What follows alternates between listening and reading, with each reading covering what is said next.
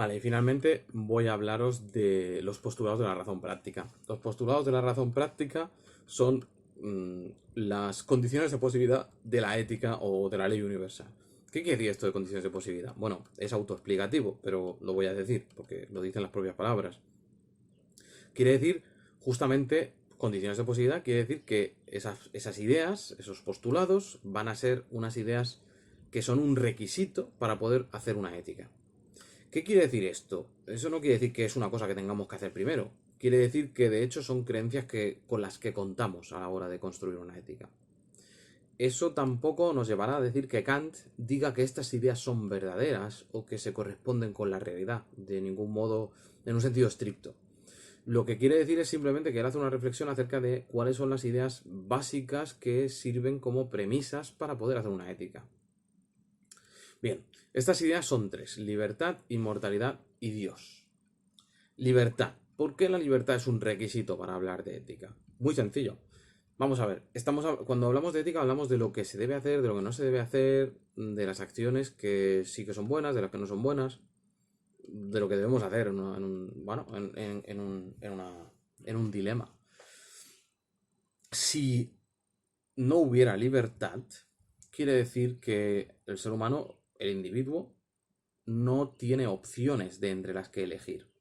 Si no tiene opciones de entre las que elegir, ¿por qué hacemos una reflexión acerca de qué decisiones son las mejores? Porque de hecho no existen las decisiones.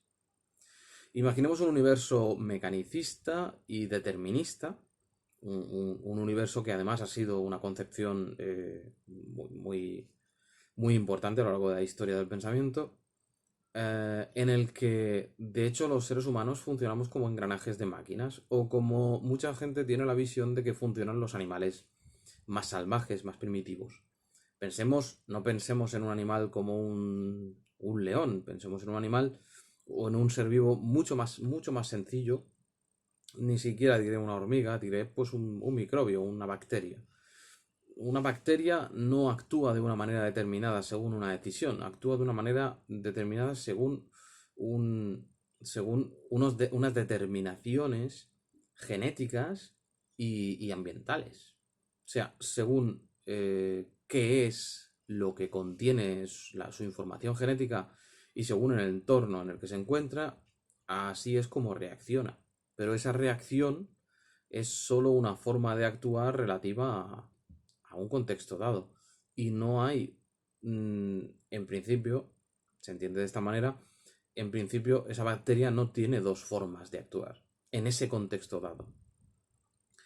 Eh, entonces no hay una decisión, de hecho no hay una libertad, de hecho no hay ni un más mínimo espacio de considerar, de deliberar acerca de dos opciones posibles y elegir sobre una de ellas. Esta visión determinista diría que los seres humanos tenemos la ilusión de que podemos reflexionar y considerar opciones distintas, pero que al final estamos determinados a tomar una decisión que no hemos tomado nosotros. Tenemos la ilusión de que tomamos decisiones, pero no las tomamos nosotros. Venimos determinados por las condiciones anteriores. Por ejemplo, el contexto social en el que nos hemos criado, el contexto genético también, pues, que hemos heredado, cultural, familiar, en fin, decir que las decisiones, digamos, más sofisticadas de un ser humano se reducen pues a las mismas reacciones que puede tener un ratón en un laberinto de laboratorio. Muy predecibles, digamos, ¿no? Si fueran completamente predecibles, y entonces quiere decir que están completamente determinadas por las condiciones a las que se somete, entonces quiere decir que no existe la libertad. Si no existe la libertad, entonces no tiene, desde el punto de vista de Kant, no tiene ningún sentido hablar de ética, ni del deber, ni de imperativos categóricos, ni nada de esto. La segunda idea, que forma parte de los postulados, es la inmortalidad. ¿Por qué dice la inmortalidad? Este cuesta un poquito más de entender.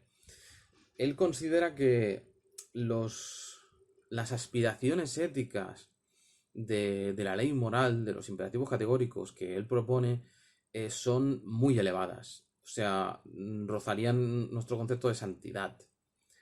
Alcanzar esa perfección moral es una exigencia tremenda que de hecho, según él mismo nos dice, sería prácticamente imposible, por lo menos para la mayoría de los seres humanos, alcanzar a lo largo de su vida, incluso aunque pretendan a través de esa buena voluntad dirigirse hacia esta perfección moral.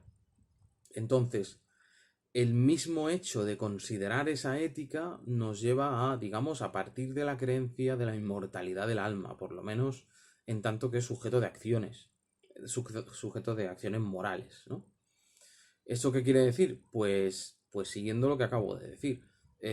Si en una vida no podemos llegar a alcanzar esa perfección moral, debe existir algo que continúe esta vida, sea eso, lo que sea, vamos a dejarlo así en abstracto, porque lo único que está diciendo es la inmortalidad, no está diciendo cómo continúa, pero por lo menos como precepto, como, como postulado, como premisa o axioma, si queréis, tengo que contar con que esto va a continuar para que yo pueda definitivamente alcanzar esa perfección moral. De hecho, si pensáramos en esos términos en los que lo dice el propio Kant, tiene mucho sentido pensar que lo contrario, hablar de la mortalidad, haría incluso que uno devaluara toda esta reflexión ética y dijera, bueno, pero si esto es inviable en la práctica de ser alcanzado el objetivo de esta ética, entonces ¿qué sentido tiene comenzar si no se puede llegar a ningún sitio?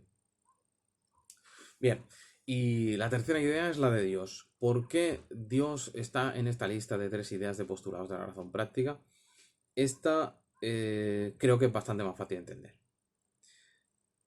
entender. Kant a través de la ética formal, en contraste con la ética material, ha desvinculado las acciones, por lo menos sí, las acciones moralmente buenas del agente, del actor, del autor de estas acciones, de la felicidad del propio autor, cosa que en las éticas materiales era mucho más fácil de vincular. En este caso está diciendo que se hace lo que se debe hacer, incluso aunque no te aporte ninguna felicidad. Y Kant no nos propone en ningún punto que el hecho de obrar con esa buena intención nos vaya a hacer felices. En absoluto. En algunas circunstancias sí, en otras no. Pero igualmente es lo que debe hacerse.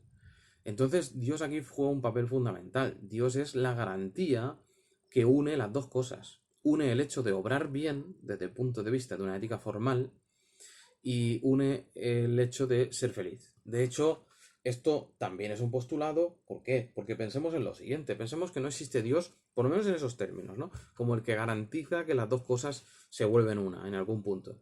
Si no es así, uno podría decir, bueno, yo soy libre, yo soy inmortal en el sentido de que tengo esas aspiraciones como posibilidad de alcanzar esa perfección moral, pero luego resulta que es que además no hay ningún vínculo entre alcanzar esa perfección moral y ser feliz. O sea, es triplemente deprimente, ¿no? El concepto es básicamente ese. La libertad es un requisito porque sin libertad no tendría sentido reflexionar sobre las posibles decisiones porque no hay decisiones. La inmortalidad es un requisito porque si no fuéramos inmortales, diría Kant, no vamos a alcanzar esa perfección moral en una sola vida. Y Dios es un requisito, por lo menos definido en estos términos, porque si no existiera Dios, nada relaciona ese alcanzar esa perfección moral con la felicidad del individuo que es el que está actuando moralmente.